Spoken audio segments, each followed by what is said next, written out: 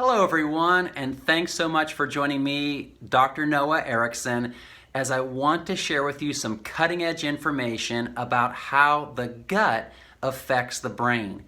You know, I work with children with autism spectrum disorder, and we know many a times the parents come in reporting diarrhea, constipation, abdominal bloating.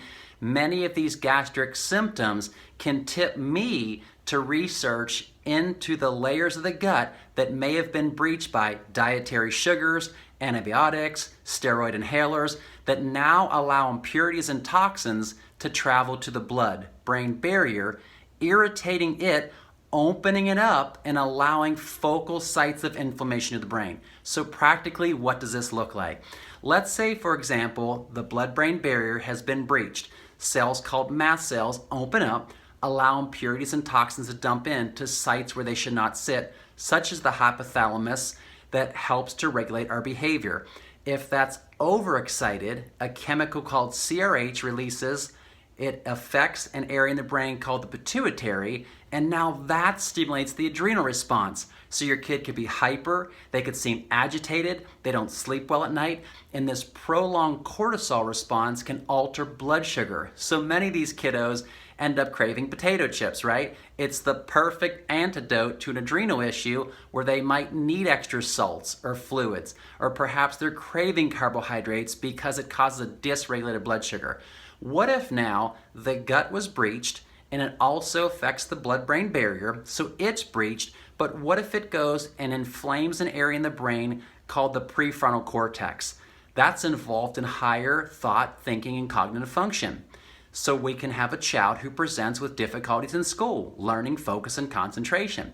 What if, say, for example, your child is suffering from some major problems with dyskinesias, balance and coordination issues? It's possible that the area of focal inflammation is the cerebellum. But so many people come to me and say, my child speaks sometimes.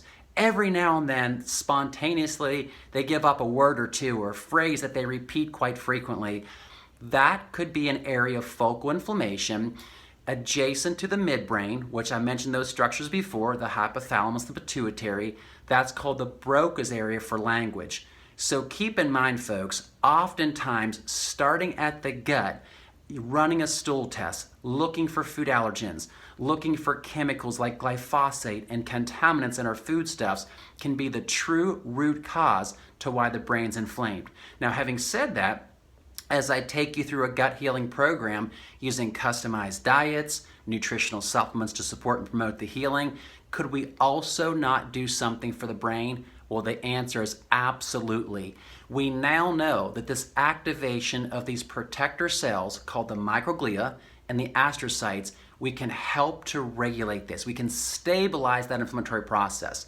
So natural anti-inflammatories and substances, molecules, and different nutraceuticals we can use can help make something called BDNF, brain-derived neurotrophic factor. It helps to signal those neurons.